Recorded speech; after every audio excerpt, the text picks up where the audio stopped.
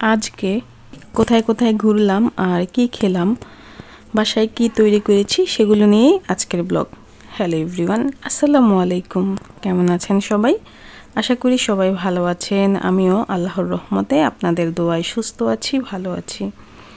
এই তো এখানে সকালের নাস্তা করে নিচ্ছি। এটা হচ্ছে গরুর পায়া রান্না করেছিলাম আর পরোটা।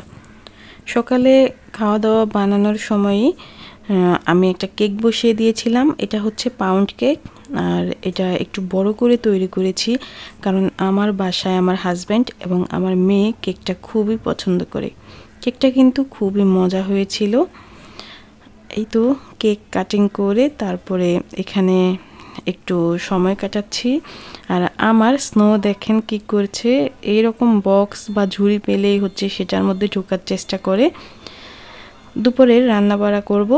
এখানে আজকে শুধু একটা রান্নাই আপনাদের সাথে শেয়ার করছি, কারণ রান্নাবাড়া গুছিয়ে করা, সেগুলো ভিডিও করা খুবই ভেজাল মনে হয় আমার কাছে। এখানে পেঁয়াজ আর রসুন কুচি দিয়ে দিলাম। একটু ভাজা হলে সামান্য একটু মরিচের গুঁড়া আর হচ্ছে হলুদের গুঁড়া, এই মশলাটা ভালো করে কষিয়ে নেব। এই তো কষানো হয়ে গিয়েছে। এখন এখানে দিয়ে দিব লবণ পরিমাণ মতো। এখানে আমরা ইলিশ মাছ রান্না করব দুন্দুল দিয়ে। সেই ইলিশ মাছটা ভালো করে কষিয়ে নিচ্ছি। কষানো হয়ে গেলে এখানে দুন্দুল দিয়ে দিলাম। আর এই দুন্দুল থেকে কিন্তু অনেক পানি উঠবে, প্রথমে পানি দেওয়া যাবে না। ভালোভাবে ঢেকে রেখে কষিয়ে তারপরে এখানে সামান্য একটু পানি দিব যাতে মাছটা সিদ্ধ হওয়ার জন্য। আর ইলিশ মাছ আর দুন্দুলের তরকারি কিন্তু বেশি সময় লাগে না হতে, একেবারে অল্প সময়ের মধ্যেই রান্নাবাড়া শেষ হয়ে গিয়েছে। লাস্টে কিছু ধনিয়া পাতা দিয়ে দিয়েছিলাম, কাঁচা মরিচ, এই তো।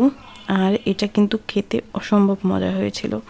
তারপরে আমার স্নোকে নিয়ে চলে গিয়েছিলাম টিকা দিতে, কারণ ওর ভ্যাকসিনের সময় হয়ে গিয়েছে।